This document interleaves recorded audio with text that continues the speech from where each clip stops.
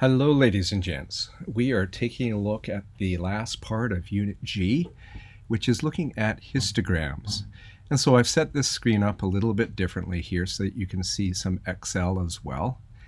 And I'm looking at page G21 on to the end here. I'm not going to actually be writing in the book as I had before. I'm going to be showing you some Excel histograms because I've already got them made. Now, this one is taking a look here at the ages of 50 people. A histogram is a special type of bar graph where both the x and the y axes depict interval scale data. So over here, you'll notice the x-axis is taking a look at ages, and ages, of course, is interval in nature. Frequency is also interval in nature, the number of people who fall in each age class. So interval, interval. Let's take a look at the data from which this came from. And so I'm going back to about page, I think it's about page G12, G13, around there. And so this is the ages of the 50 people. And let me just fill this in here. This will also be just a short mini lesson on Excel about how to do things a little quicker. So we're talking about here on the left, we've got the class 0 to 9. And so the midpoint of that would be 4.5, or the class mark, which is the average of 0 and 9. And then I'm going to go down to the next one here, which is 14.5. You can see that they're going up by tens. Hey, let me show you a trick with Excel. Is if I start a sequence of even just two numbers like this, and then I highlight them, and then I go down and I grab the little corner down here, I can pull that right down, and it just follows the patterns all the way down. Now again, this last one down here doesn't really matter in terms of whether it's 94.5 or 95. It won't make any real difference there. The important thing is we've got our frequencies here. So if you take a look at the original data, you'll see that there's 114, and then there's a 21 and a 34 and two 49s, and then a bunch of 50s and so on like that.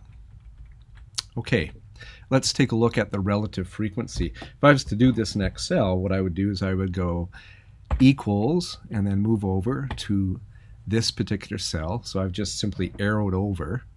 So equals D4, and then slash is divided by, and then I'm going to come down here to where the 50 is, the D14.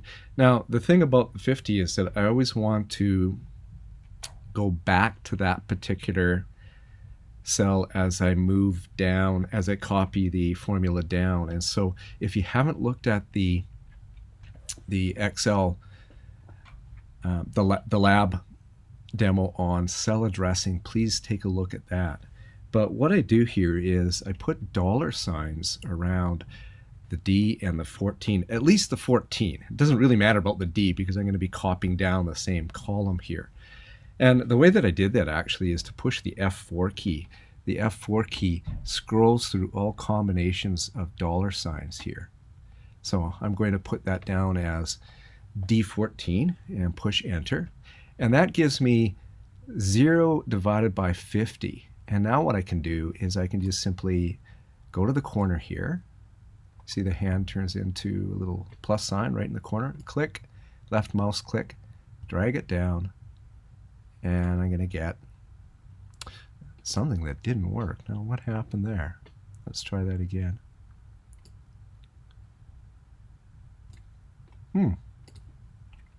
Oh, something happened in terms of my dollar signs over here. I must have pushed it one too many times. So I want $14, and now I can copy it down. There we go. All right. So remember that these are really just percentages. I mean, you could change them into percentages if you want to, but I'm going to leave them the way that they were, so just as numbers there. Okay, so I'll do that as a number. So 0.02, of course, is 2%. Next thing that we're going to do is we're going to come up with the less than cumulative frequency. So we start here with D4. So equals D4. And then I'm going to say equals F4, because that's the cumulative frequency up to that point, plus D5. And push enter. And then I've got the formula now that I can copy down like this. And so you can see that these numbers are accumulating as we go. So by the time I get down here, I'm up to 50, which is my n. All right, let's take each of those numbers, so equals F4, and divide that by D4, the 50. Remember to push the F4 key to put dollar signs around. And that's going to change them into cumulative frequencies, cumulative relative frequencies, so percentages. Yeah, I want to show you just one other real quick and dirty trick here, is if you take the cursor over to the corner here, instead of dragging down, you can just simply double click and it fills it in. Now that's only if you've got numbers all the way down in the column right to the left of it. If there's any blanks there, then it would actually stop at that point. All right, the more than cumulative frequency is what we do is we start here with 50, like that. I'm only going to use it once, so I don't need to put a dollar sign around it. And then what I'm going to do is I'm going to refer to that cell, reference the cell, so equals H4 minus the 0, which was in the cell above. So that is in this case, D4. So I've got 50, and now I'm just going to double click here and pull them down. So what we said about cumulative, more than cumulative frequencies, is it's like starting at the bottom and adding up. So 6 plus 10 is 16, plus 12 is 28, plus 10 is 38. You can see them down here, like that. Okay? And then the last thing here is that I'm going to take these numbers here and divide them through by the 50. Put a dollar sign around the 50. And those give me more than cumulative relative frequencies. So the 6 here then is 12%, and so on. Let me just read some of these numbers for you again. So this 7 right here, I'm just going to color that for you. That is 7 values, or 7 people in this case, in their 50s. All right, this 20% here, let's do it this way. This 20%,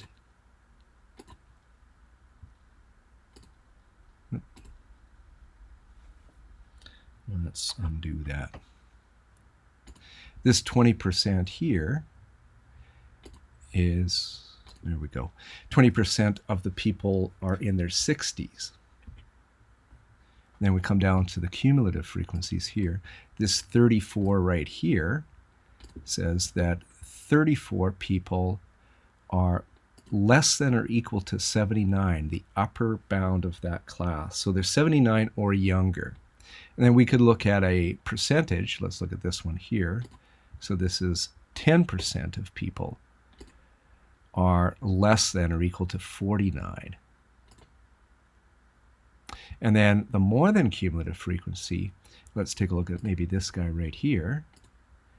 And that's saying that 38 people are greater than or equal to the lower bound of the class. So they're 60 or older. 38 people are 60 or over. And then, of course, we could take a look at percentages. Here's, say, 32%. 32% of the people are 80 or over.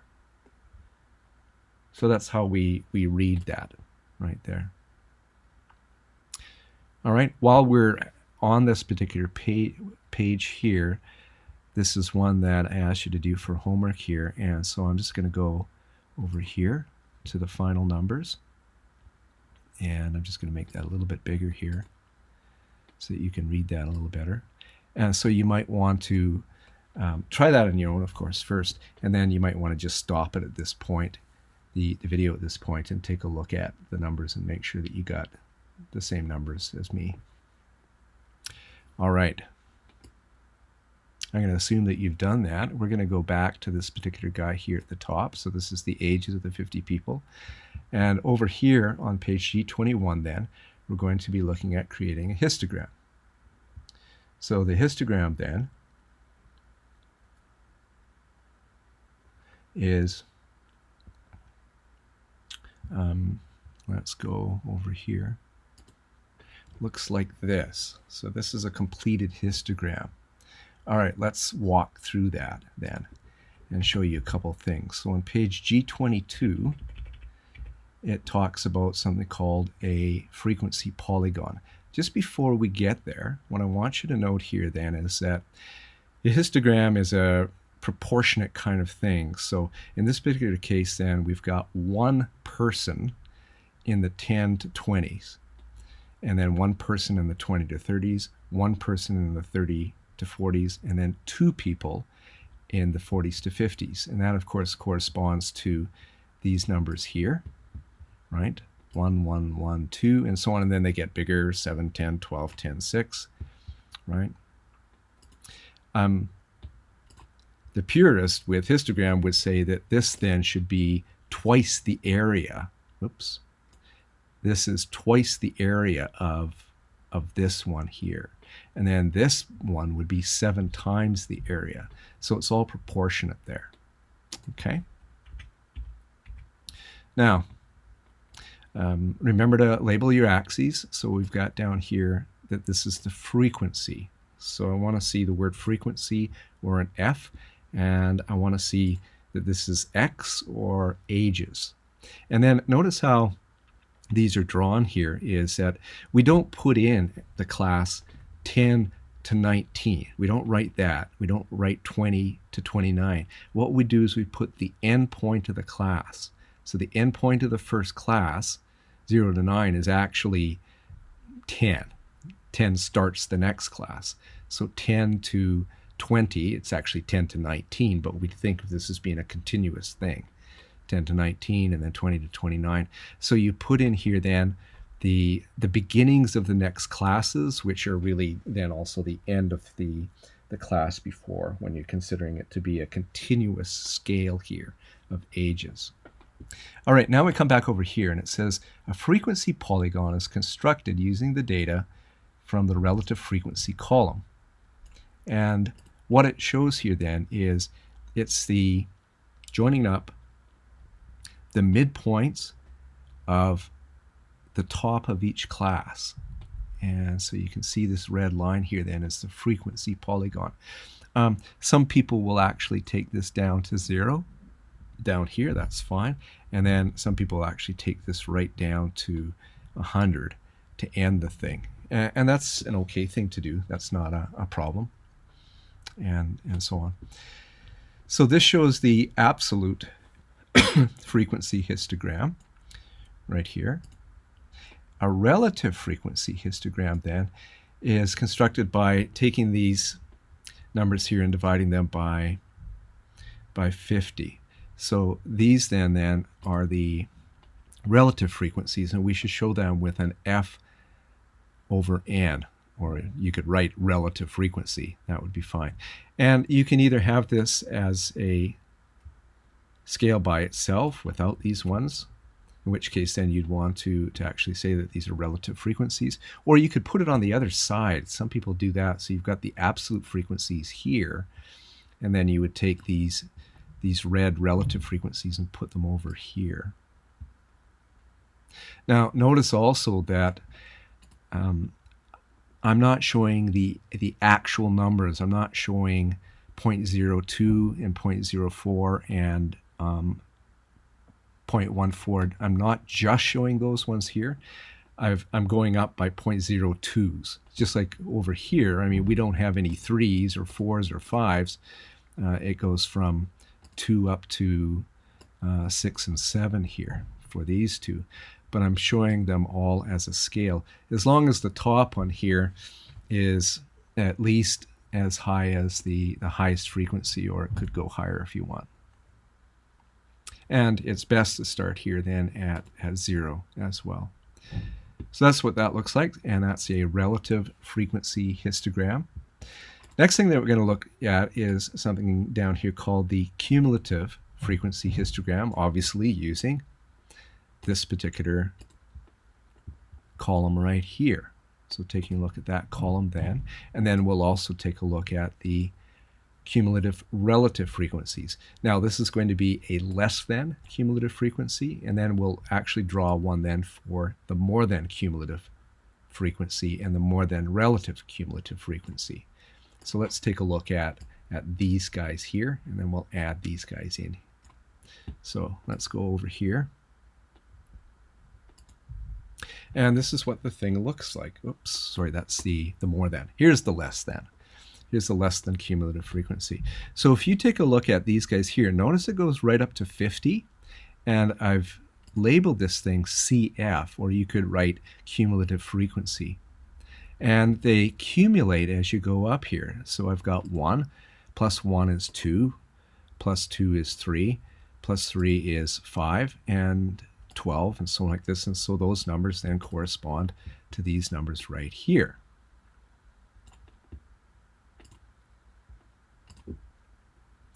Now, the other thing to note here is that there's a thing here called an ogive. So that's right here. So an ogive can be added that uses a line graph to connect the upper bounds at the tops of the bars of the cumulative, in this case, the less than cumulative frequency histogram.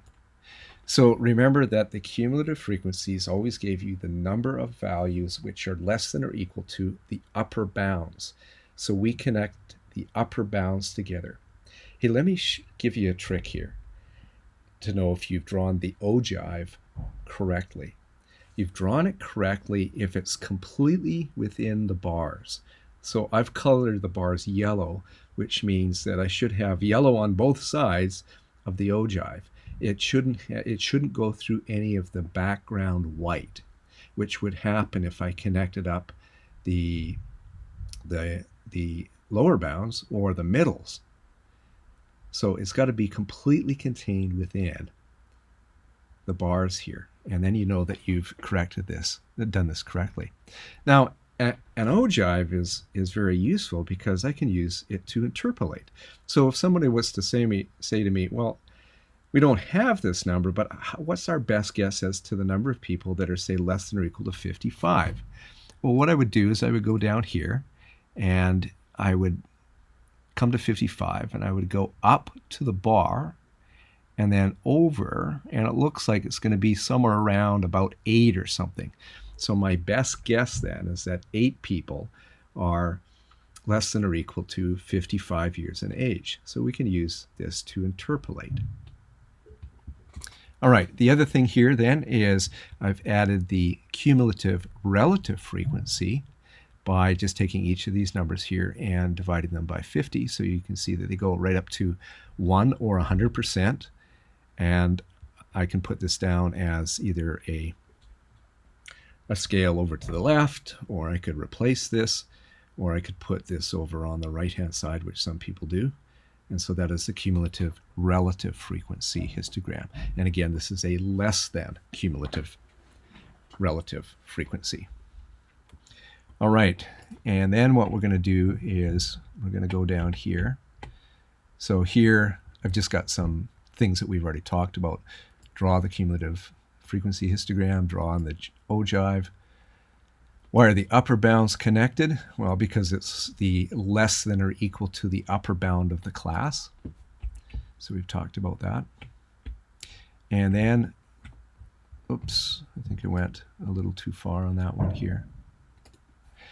What we're going to do next here then is, 16, is talking about the more than cumulative frequency histogram. So let's take a look now at that one. And that's this one right here. So for this one, I'm using these columns here. So it starts at 50 and it goes down to 6. And if you divide those by 100, then you can see that they go from 100% down to, in this case, 12%. So let's take a look at those guys there. And that's what the thing looks like. Now, in this particular case then, remember, of course, I've got the CF here, and starts at 50 and goes down to the last one is 6, and it would drop right down to 0 at the end here. The ogive connects the lower bounds of the classes. And you know if you've done it correctly if the ogive is completely contained within the yellow bars. So it doesn't straddle any of the background white. And remember, the reason why we're doing the lower bounds is that the more than cumulative frequency histogram gives you the number of people who are greater than or equal to the lower bound of the class. Hence, we connect up the lower bounds of the class. That's where the ogive is. So that's about it. I do have, and I'm just going to go through these. I don't actually have these for homework, but if you're interested in taking a look at the histogram for the marks of 50 people, then you can take a look at this. You can try this on your own. And so this is what the thing looks like. And of course you can pause this and give this a try and see if you get the right thing. So this is the marks of 50 students. And then this is the less than, excuse me, less than frequency histogram, and the less than cumulative frequency histogram. And then here's the greater than. Okay, so if you wanted to try those, you certainly could. And that takes us to the end of the unit here. Let me just show you what's left after that. Is we've got some pages here on data sets, and I showed you that at the very beginning of this unit here. So this is the data that we've been using, and we'll continue to use it at various points here and in the course. And then it's really important that you do the additional problems here. So you can now do all of the additional problems.